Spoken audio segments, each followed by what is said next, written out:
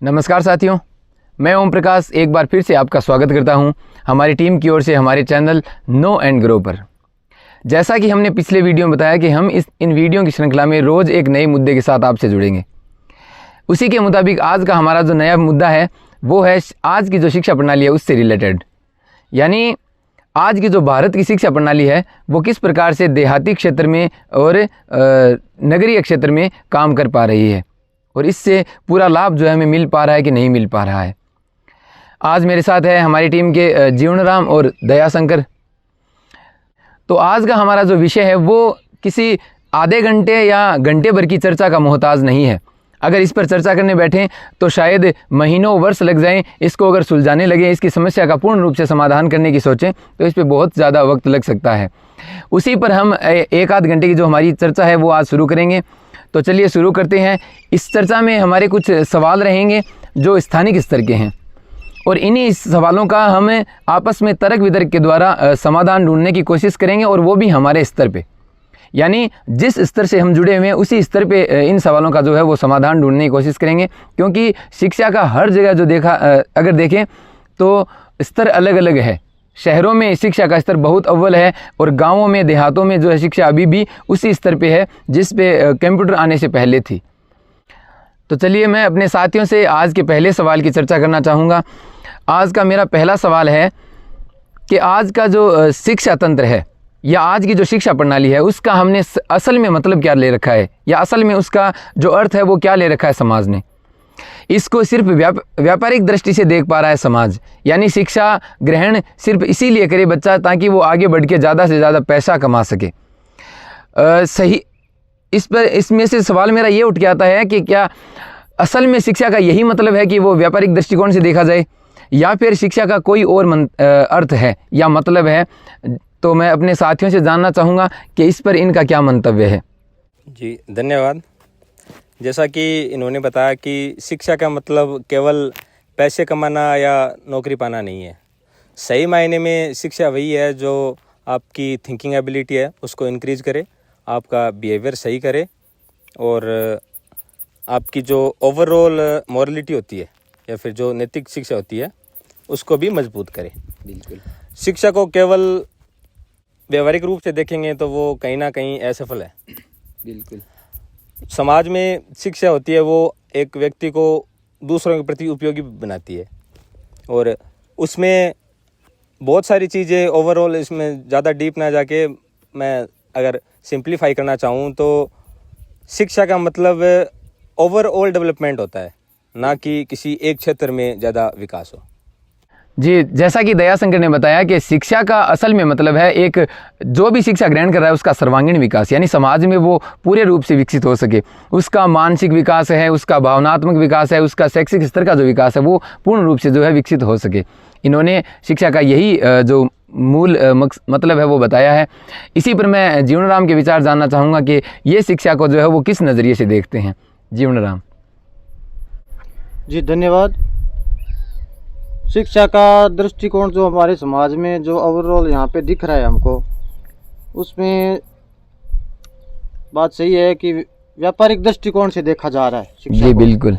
हाँ, ये कुछ हद तक सही भी है लेकिन ये मजबूरी हो गई है व्यापारिक दृष्टिकोण से देखना समाज के अंदर, क्योंकि यहाँ पे इतना डेवलपमेंट अभी हुआ नहीं है। क्योंकि यूरोपीय देशों में वहाँ पर देखें सिस्टम, तो वहाँ पे रोटी कपड़ा मकान, शिक्षा, स्वास्थ्य, इनके लिए जूझना नहीं पड़ता है इंसान को। जब ये आगे अड़चने आती है ना तो उसके लिए जो सही मायना है ना शिक्षा का, मतलब बौद्धिक, नैतिक, सामाजिक दृष्टिकोण, समाज को देखने की दृष्टि, ये अलग रूप हो जाती है। बिल्कुल। लेकिन इस मजबूरी के कारण हमारे समाज में क्या है कि हम इन्हीं चीज़ों से जूझ रहे हैं। रोटी कपड़ा मकान के लिए तो जैसे अपने पेरेंट्स है या बड़ा समाज है तो वो केवल व्यापारिक दृष्टिकोण से देखता है और कुछ हद तक ये गलत है। मतलब आपका कहना है कि इसी कारण से शिक्षा का जो है वो उद्देश्य बदल गया है। हमने शिक्षा को सिर्फ इसी मायने में ले लिया है कि शिक्षा एक पैसे कमाने का जरिया है। हाँ हाँ जी, जैसा कि जीवनराम ने बताया कि एक मतलब हमारे स्तर को ऊंचा उठाने के लिए रोटी कपड़ा मकान भी अगर पाना चाहता है आदमी तो वो भी शिक्षा के माध्यम से पाना चाहता है कहीं ना कहीं हमारे समाज में।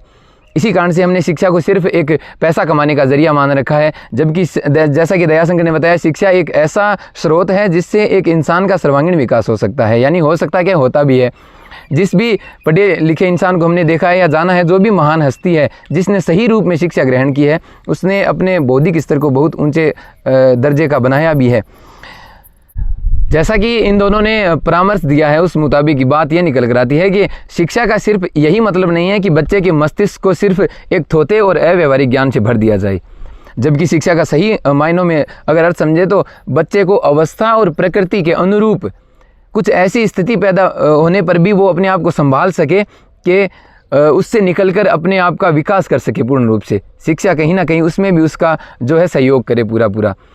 तो इसी क्रम में मेरा अगला सवाल है कि आजकल जो मैं हमारे समाज में देखता हूँ, जो वृद्धजन है, जो बूढ़े बुजुर्ग लोग हैं, वो कभी कभार आजकल के बच्चों को जब मिलते हैं या आजकल के बच्चों से जब बात करते हैं तो उनका आखिर में हो चाहे पहले हो, उनका सबसे जो मूल मंतव्य है वो ये रहता है या विचार ये रहता है कि आपने शिक्षा ग्रहण तो की है, यानी आप पढ़े तो हो लेकिन गुणवान नहीं हुए हो, यानी आप में गुणों का जो है वो विकास हो नहीं पाया है।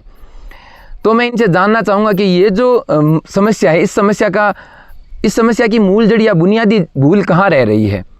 क्या बच्चे की मेहनत में कहीं कमी रह रही है, या बच्चा सही प्रकार से शिक्षा ग्रहण नहीं कर पा रहा है, या शिक्षा तंत्र में कहीं ना कहीं कमी है कि बच्चे का जो सर्वांगीण विकास है, समाज में रहने का जो नज़रिया है वो उसका सही क्यों नहीं देखा जा रहा है?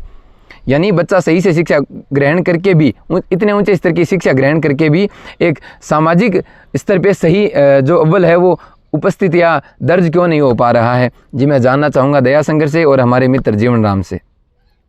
जी, जिस हिसाब से आपने बताया कि जो एक रिस्पेक्ट पहले के ज़माने में, या फिर आप कहेंगे कि जो गुरुकुल शिक्षा प्रणाली थी, बिल्कुल उस समय जो बड़ों के प्रति आदर था वो आजकल बहुत कम देखने को मिलता है।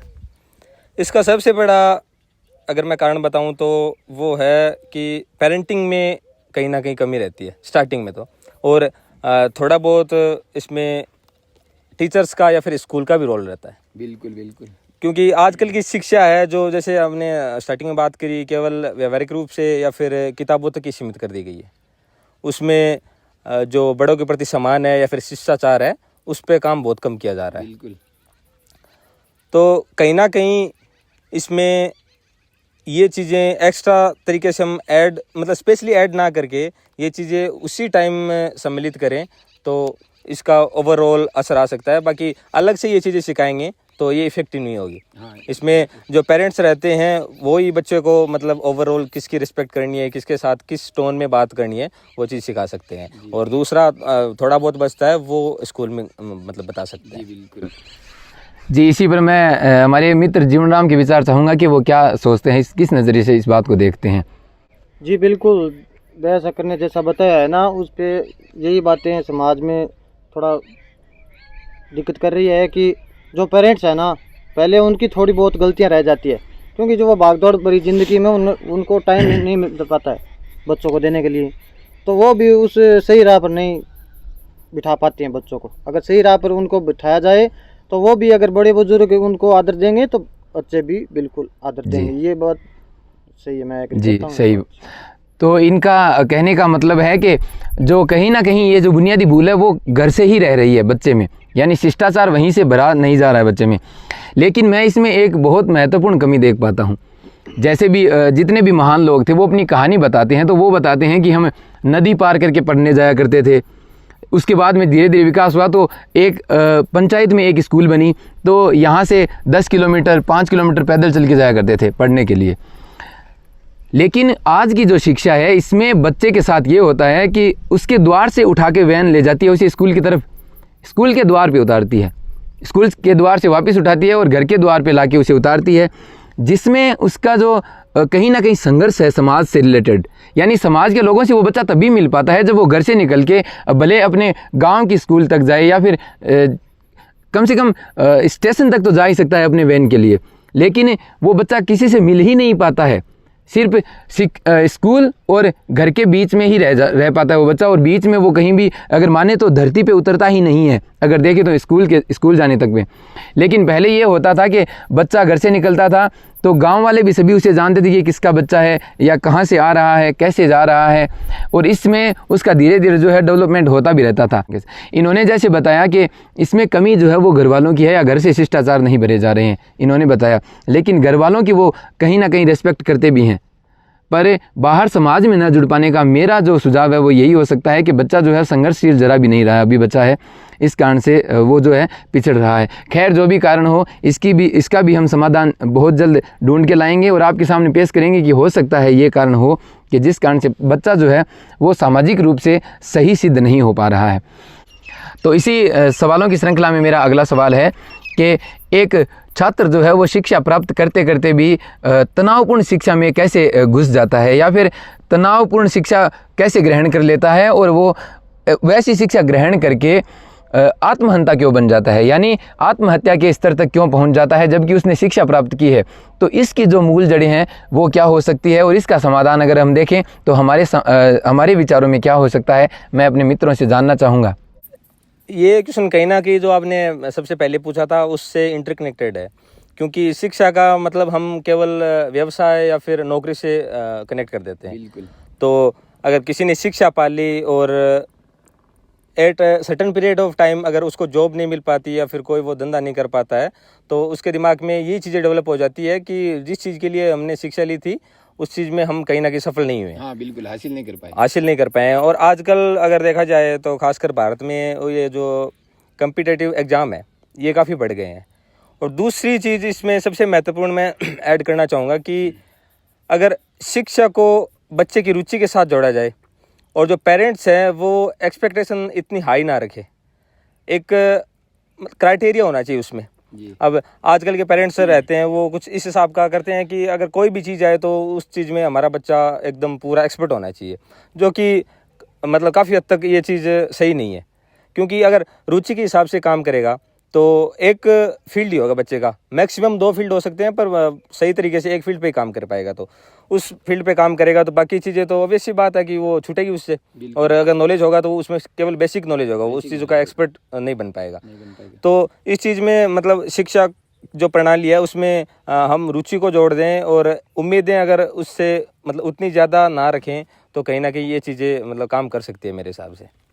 जी, जैसा कि दयाशंकर ने बताया कि इसमें जो शिक्षा तंत्र का है वो कहीं भी शिक्षा तंत्र की जो है वो कहीं भी कमी महसूस नहीं हो रही है, यानी शिक्षा तंत्र की कोई कमी नहीं है। इसमें जो है वो हमारे द्वारा जो प्रतिस्पर्धात्मक उनमें सोच भरी गई है, उस प्रतिस्पर्धा के कारण बच्चा जो है वो तनावपूर्ण महसूस कर पा रहा है खुद को, यानी जो वो ये समझने लगा है कि घर वालों ने जो सपना ले रखा है वही सपना मेरा है और वही पाना था मुझे, लेकिन अगर वही सपना मैं ना पा सका तो मेरा जो शिक्षा ग्रहण करना है वो एकदम विफल है। इसी पर मैं हमारे मित्र जीवन राम के विचार चाहूँगा कि आपका इस पर क्या मंतव्य है। बिल्कुल, जैसा कि दयाशंकर ने बताया है कि हम अपेक्षा ज़्यादा कर लेते हैं बच्चे से, उम्मीदें ज़्यादा पाल लेते हैं और उसके ऊपर दबाव बना देते हैं कि तू ये तो कर ही कर, ये भी कर, मतलब हर चीज़ में उसको हर फील्ड में अव्वल देखना चाहते हैं जी। इससे वो उम्मीदें ज़्यादा पाल लेते हैं और इस पे बच्चे पे दबाव आ जाता है इस कारण। हाँ। और रेस का घोड़ा बनाने की जरूरत नहीं है बच्चे को। स्कूलों में अगर उसके मार्क्स कम आ रहे हैं तो भी कोई बात नहीं है, अलग अलग रुचियाँ होती है, जिसमें रुचि है उसको पहचानना चाहिए, किस क्षेत्र में रुचि है बच्चे की उसमें उसको सपोर्ट करना चाहिए। जी बिल्कुल। रेस का घोड़ा बनाने से वो और एक जीत गया तो उसमें हारे हैं तो उनकी क्या अपेक्षा नहीं है, वो भी तो एक सर्वाइवल का हिस्सा है ना। तो इसलिए दबाव नहीं बनाना चाहिए बच्चों को। भी मैं ये कहना चाहता हूँ कि थोड़ा इग्नोर रहना चाहिए, दबाव ज़्यादा नहीं लेना चाहिए। जैसा कि इन्होंने बताया कि ये जो कागजी ज्ञान है ये हमें पूरी तरह से काम आए, कोई ज़रूरी बात इसमें नहीं है, यानी बच्चा अगर अपनी रुचि के मुताबिक काम करे तो भी कुछ ना कुछ हासिल कर सकता है। और इसके बहुत सारे प्रमाण हमने देखे भी हैं, हमारे सामने इसके उदाहरण बहुत सारे हैं। जैसे बल्ब का आविष्कार किया था थॉमस एडिसन, हाँ, तो थॉमस एडिसन भी उसी का एक जो है वो उदाहरण है, यानी जिस बच्चे को स्कूल से भी निकाल दिया गया और उन्होंने आज इतनी बड़ी संस्कृति या इतनी बड़ी सभ्यता प्रदान की है हमारी दुनिया को, हमारी इस संसार को, जो है इतनी बड़ी उपलब्धि जो है वो प्रदान की है या इतना बड़ा तोहफा दिया है हमें। ऐसे बहुत सारे उदाहरण हैं जो ये जाहिर करते हैं कि बच्चे को जो है सैद्धांतिक रूप से जो शिक्षा मिल रही है उसमें वो अव्वल हो भी या ना हो, इसकी कोई ज़रूरत नहीं है। तो इसी श्रृंखला में मेरा अगला सवाल है कि भारत सरकार ने मैट्रिक और मैट्रिक ही नहीं, अब आजकल तो 12वीं तक की जो शिक्षा है वो बिल्कुल मुफ्त यानी निःशुल्क कर रखी है। फिर भी हमारे समाज का एक बहुत बड़ा वर्ग है जो शिक्षा के स्तर से पिछड़ा हुआ है। अब इस वर्ग के पिछड़े होने का जो मूल कारण है वो क्या हो सकता है, या इसका समाधान कैसे हो सकता है, हम इनसे जानना चाहेंगे देहाती स्तर के मुताबिक। यानी देहातों में ही ये ज़्यादा देखा जाता है कि जो निम्न वर्ग है वो शिक्षा से पिछड़ा हुआ है आज भी, जबकि शिक्षा एक बहुत ऊंचे स्तर तक पहुंच चुकी है, और उसी स्तर से इनका निम्न स्तर से भी उनका पिछड़ा होना किस प्रकार से हो पा रहा है, मैं जानना चाहूँगा दयाशंकर से और हमारे मित्र जीवन राम से। जी, आपने जिस हिसाब से बताया कि अपने गवर्नमेंट ने 12th क्लास तक एजुकेशन फ्री कर रखी है, बिल्कुल, फिर भी मतलब इस चीज़ में उस हिसाब का ऑप्टिमाइजेशन नहीं हो रहा है जिस हिसाब से होना चाहिए। तो सबसे मुख्य कारण तो मेरा मानना इसमें है लैक ऑफ अवेयरनेस, जागरूकता की कहीं ना कहीं कमी। बिल्कुल। क्योंकि जो मतलब पेरेंट्स जो इतने पढ़े लिखे नहीं होते हैं या फिर जिनको इतना शिक्षा का नॉलेज नहीं होता है, तो वो केवल उस चीज़ को वहीं तक सीमित कर देते हैं कि रोटी कपड़ा मकान, तो वहाँ तक सीमित करेंगे और एजुकेशन का सही तरीके से पोटेंशियल हम बच्चे को नहीं बताएंगे। भाई एक सही तरीके से बताने वाला भी होना चाहिए कि आप शिक्षा में क्या क्या पा सकते हैं या फिर किस स्तर तक आप ऊपर जा सकते हैं। तो वो लैक ऑफ अवेयरनेस ही इस चीज़ में जो मेन बाधा बनी हुई है। अगर उसको हम हटा दें या फिर उसके बाद में ये चीज़ें बता दें कि ये चीज़ें आप मतलब एजुकेशन के थ्रू कर सकते हैं, तो उस चीज़ में काफ़ी हद तक सुधार हो सकता है। जी, मतलब जो ग्रामीण स्तर के लोग हैं वो जो पिछड़े हुए हैं शिक्षा से, वो भी शिक्षा से जुड़ सकते हैं अगर उनको अवेयरनेस यानी जागरूकता के द्वारा अगर जोड़ा जाए। तो इसी पर मैं हमारे मित्र जीवन राम का मैं मंतव्य चाहूँगा। बिल्कुल, इसके ऊपर मेरे नज़रिए से सरकार को इसके ऊपर कदम उठाने चाहिए। जो भी सरकारी स्कूलों में है तो केवल शिक्षा किताबी ज्ञान से रटना, उसमें अव्वल आना, ये चीज़ें थोड़ी बंद करनी चाहिए और टेक्निक की चीज़ें जो भी है वो उपलब्ध करानी चाहिए बच्चों को, जिनमें उनकी रुचि बढ़े कि मैं ये चीज़ बनाऊंगा, ये गैजेट्स बनाऊंगा, उनमें रुचि हो और देश में उसका योगदान हो। क्योंकि जो देश आगे बढ़ रहे हैं आज तकनीकी क्षेत्र में विकास कर रहे हैं, तो उनमें स्कूली शिक्षा से ही उनको गैजेट्स प्रदान किए जाते हैं। जी बिल्कुल, वो प्रोवाइड करें, खेल कूद का हो गया, गैजेट्स हो गया, तो वो प्रोवाइड करें जिससे बच्चे को रुचि हो पढ़ने में अलग अलग प्रकार की। तो जिससे इस चीज़ में मैं एक चीज़ और ऐड करना चाहूँगा कि कोई भी बच्चा है तो कोई अगर प्रोजेक्ट पे काम कर रहा है वो, तो उसमें अगर उसको मतलब थोड़ी भी सफलता मिलती है तो उस पर प्रॉपर स्कूल की तरफ से, टीचर्स की तरफ से या फिर पेरेंट्स की तरफ से अप्रिसिएशन मिलना चाहिए और कहीं ना कहीं छोटे छोटे रिवार्ड भी मिलने चाहिए ताकि बच्चा उसको पॉजिटिव वे में ले, ना कि नेगेटिव वे में। और कहीं ना कहीं अगर फेलियर भी उस चीज़ में मिलता है तो टीचर लोग हैं या फिर जो पेरेंट्स हैं उनको ये बताना चाहिए कि सफलता की ये पहली सीढ़ी है। इस चीज़ में आपने ये अगर जो आपका प्रोजेक्ट है ये 100% आपने सही नहीं किया, तो अगर 70 या 60% भी सही किया है तो आपने कहीं ना कहीं जो आपकी सफलता की शुरुआत है उसमें कदम रख दिया है। हाँ, बच्चे डिमोटिवेट ना हो, डिमोटिवेट ना हो उसमें। सही है जी, जैसा कि इन दोनों ने बताया उस मुताबिक बात इनके कहने का मूल सार यही है कि बच्चे को किसी न किसी प्रकार से स्कूल की तरफ आकर्षित किया जाए, यानी उनको रुचि के मुताबिक जो है उपकरण दिए जाए ताकि बच्चा ज़्यादा से ज़्यादा उस स्कूल की तरफ अग्रसर हो और वो जिस भी क्षेत्र में आगे जाना चाहता है उस क्षेत्र की सामग्री जो है उसे प्रदान की जाए ताकि वो स्कूल से जुड़ा रहे और शिक्षा भी पाता रहे, अपने सपने को भी पूरा करता रहे। तो इसी श्रृंखला में मेरा आज का जो आखिरी सवाल है वो ये है कि प्रभावी शिक्षा पाकर भी यानी उच्च स्तर की शिक्षा पाकर भी बच्चा जो है वो पिछड़ता जा रहा है। इसका मूल कारण क्या हो सकता है? क्या शिक्षा का तंत्र सही नहीं है, या बच्चे की मेहनत नहीं है, या बच्चे की रुचि नहीं है? इसका मूल कारण क्या हो सकता है, मैं अपने मित्रों से जानना चाहूँगा। जी, आपके हिसाब से जैसे आपने कहा कि कई बार बच्चा मतलब हाई क्लास एजुकेशन पाने के बाद भी वो डल रह जाता है या फिर मतलब नीरस रह जाता है, तो उसमें सिंपली मेरा मानना यही है कि जो उसका पैशन है या तो वो फॉलो नहीं करवाया गया या फिर उसकी मेहनत में या फिर जो पेरेंटिंग है उसमें कहीं ना कहीं कमी रही है। और कहीं ना कहीं इसके बारे में बच्चे को भी जागरूकता कहीं ना कहीं होनी चाहिए कि हम जो मेरा पैशन है उसको फॉलो कर रहा हूँ या फिर जो सामाजिक दबाव है या पारिवारिक दबाव है उस चीज़ को लेकर आगे बढ़ रहे हैं। तो इसमें वो घूम फिर के बात पैशन पे ही आ जाती है। अगर बच्चा पैशन फॉलो करेगा तो मेरा इस हद तक मानना है कि अगर वो सेल्फ स्टडी भी करता है ना, तो वो कहीं ना कहीं बिना पैशन अगर स्कूल में जाके शिक्षा ग्रहण करता है, उससे वो 10 गुना ज़्यादा ग्रहण कर सकता है इस चीज़ में। तो इसमें ओवरऑल व्यवहारिक और शिष्टाचार भी मतलब स्कूल में सिखाना चाहिए, जिसके कारण बच्चा उस चीज़ को पहचान सके। जैसा कि इन्होंने बताया कि बच्चे को जो है वो रुचि के कारण ही पिछड़ापन महसूस होता है, यानी उसको रुचि के मुताबिक कुछ सिखाया नहीं जा रहा होगा शायद। तो इसी पर मैं मंतव्य चाहूँगा हमारे मित्र जीवन राम के, कि वो क्या किस नज़रिए से सोचते हैं इस बात को। इसमें मेरा नज़रिया वही है, उसी चीज़ पे वो लैक ऑफ अवेयरनेस की बात आ जाती है उसमें कि कुछ 100 में से 70 बच्चे हैं वो बिल्कुल अपनी तरफ से वो अच्छा ही करना चाहते हैं, वो अपनी तरफ से बुरा नहीं करना चाहते। हाँ, 70 में से 30 ऐसे होते हैं जिनको शिक्षा से कोई मतलब ही नहीं है, क्योंकि वो बुरी संगति में गिर जाते हैं। उनका मैं नहीं कह सकता, लेकिन 70 बच्चे हैं तो वो आगे पीछे हो सकते हैं, लेकिन वो अपनी तरफ से कोशिश पूरी करते हैं। तो इसमें वो वही बात है, थोड़ा समाज थोड़ा सरकार को इस पे ध्यान देना चाहिए और उनको मोटिवेट करना। जी बिल्कुल, जैसा रुचि पे बताया आपने। हाँ, रुचि पे जी, जैसा कि इन दोनों का ही मंतव्य यही है कि बच्चे को जो है उसकी रुचि के मुताबिक ही शिक्षा दी जानी चाहिए, ताकि बच्चा जो है वो ज़्यादा अग्रेसिव होकर शिक्षा ग्रहण करे। लेकिन सिर्फ ये बात नहीं कि सिर्फ रुचि के पीछे ही बच्चा भागे, उसके साथ उसको मेहनत भी बहुत ज़्यादा करनी पड़ेगी। मेहनत के बिना कुछ हासिल नहीं किया जा सकता। अब अगर जैसे हमने आज के विषय में, आज के जो हमारा विषय है उस पर चर्चा की हमने, इस चर्चा में ज़्यादा बात इसी की रही कि बच्चा केंद्र रहना चाहिए शिक्षा का, यानी बच्चे को केंद्र में मानकर शिक्षा प्रदान की जानी चाहिए। और यही आजकल जो है शिक्षा का तंत्र हो भी गया है, बच्चे को केंद्र बना लिया गया है। बच्चा जिस प्रकार से भी शिक्षा ग्रहण करना चाहता है उसको उसी प्रकार से शिक्षा दी भी जा रही है। और अगर देखें तो स्कूली शिक्षा का स्तर बहुत ऊंचा हो भी गया है और बच्चों ने ग्रहण भी कर ली है, लेकिन फिर भी बहुत सारे बच्चे जो है वो पिछड़े हुए हैं शिक्षा से। तो वो ये न समझे कि सिर्फ रुचि के मुताबिक सब कुछ होता है, उस रुचि में भी पूर्ण रूप से मेहनत हमें ज़रूरी है। बहुत सारी मेहनत ऐसी हो सकती है जो हमें ये लगता है कि हमसे बेकार में ही करवाई जा रही है, वो बेकार की मेहनत नहीं होती है।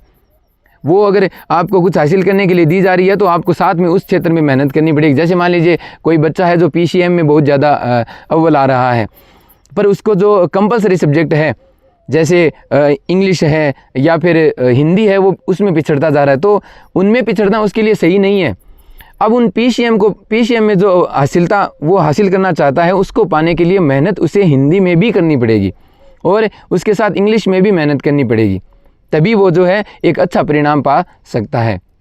हिंदी में करो, हिंदी चलो मातृभाषा है उसको प्रमोट करो, हिंदुत्व को प्रमोट करो, वो अच्छी बात है, लेकिन जो गैजेट्स हैं उनसे बहुत आसान हो गया है सीखने का जो क्षेत्र है ना, जैसा कि दयाशंकर बता रहे थे कि कुछ कमियां हैं जो गैजेट्स दे दिए गए हैं उनमें भी हम है ना अव्वल नहीं हो पाए हैं, क्योंकि अवेयरनेस नहीं है, ये बता रहे थे।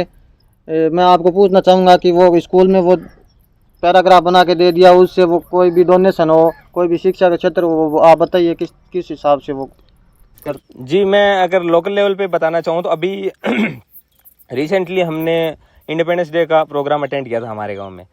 तो वहाँ का मैं बताना चाहूँगा कि टोटल का अप्रोक्स 20 to 30% है वो जो डोनेशन की अनाउंसमेंट हो रही थी उसमें वो कवर हो गया था।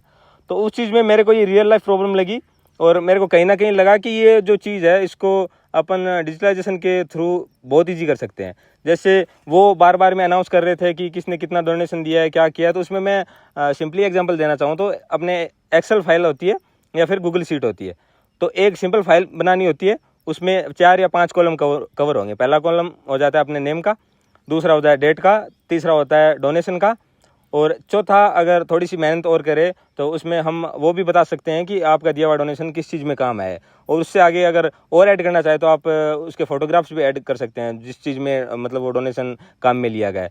तो इसमें आपको हर बार रिपब्लिक डे पे या फिर इंडिपेंडेंस डे पे ये चीज़ स्पेशली मेंशन नहीं करनी पड़ेगी, ये 24/7 चालू रहेगी। जब भी आप जो लिंक प्रोवाइड करवाई जाएगी गूगल शीट की, उस पर क्लिक करोगे, विद इन सेकेंड वो आपको डेटा मिल जाएगा और आप उसमें कम्प्लीटली देख सकते हैं, ना कि एक एक को जाके वो चीज़ बतानी पड़े। जी, मेरा इसमें ये मानना है। और दूसरा, अगर हमने जितनी भी बात की है, अगर आप उन चीज़ों से कनेक्ट कर पा रहे हो तो इस चीज़ में अव्वल होने के लिए आपको जो आपका पैशन है उसको भी फॉलो करना पड़ेगा, तभी इसमें आप कहीं ना कहीं उपलब्धि पा सकते हो। बाकी तो जो अपना परसेप्शन समाज का बना हुआ है कि केवल रोज़गार पाना या फिर पैसा कमाना रहता है, उसमें कहीं ना कहीं एक पॉइंट पे जाके आप ये मतलब बोर हो ही जाओगे कि जो मेरा पैशन था वो मेरे को फॉलो करना था। तो ये रिग्रेट हो उससे पहले आप जिस भी चीज़ में इंटरेस्टेड हो उसको फॉलो करो। आजकल रिसोर्सेज बहुत ज़्यादा हैं, आप इंटरनेट के थ्रू, यूट्यूब के थ्रू या फिर जो भी एजुकेशनल एप्लीकेशंस हैं उनके थ्रू आप उस चीज़ में अव्वल हो सकते हो। और फिर आप किसी चीज़ में अगर एक्सपर्ट हो जाओगे तो ऑब्वियस सी बात है उससे जुड़ी हुई सारी चीज़ें आपके पास आ जाएगी। तो अंत में मैं यही बोलना चाहूँगा कि जस्ट फॉलो योर पैशन। बाकी आपके भी अगर कुछ थॉट है तो वो आप कमेंट बॉक्स में लिख सकते हैं, हम आपको पर्सनली वहाँ पे रिप्लाई कर देंगे। जी थैंक यू। बिल्कुल, आप भी अपनी राय रखिए जिससे हमको भी पता चले कमियों का और का अपने समाज में, जिससे हम डिस्कस करके उनका निदान कर सकें। इसमें मैं वो जो इंडिपेंडेंस डे वाली बात बता रहा था उसमें बच्चों के रिजल्ट्स भी अनाउंस किए जा रहे थे, तो उसको भी जो जिस हिसाब से मैंने गूगल शीट की वो बात कही उसमें ऐड कर सकते हैं, ताकि किसी को भी अगर देखना है कि किस साल का किस क्लास का क्या परिणाम रहा तो वो विदिन ए सेकेंड उसमें चेक कर सकता है। बिल्कुल, ये गैजेट्स दे रखे हैं, अब हमको या हमसे बड़े हैं उनको इन चीज़ों का ज्ञान ही नहीं है। हाँ, वो लैक ऑफ अवेयरनेस है हाँ। कहीं ना कहीं। अब इससे मतलब गैजेट्स दे रखे हैं, इससे बहुत सुविधा हो सकती है, बहुत आसान हो सकता है काम। जी तो बिल्कुल। ये शिक्षकों को और समाज को करना चाहिए।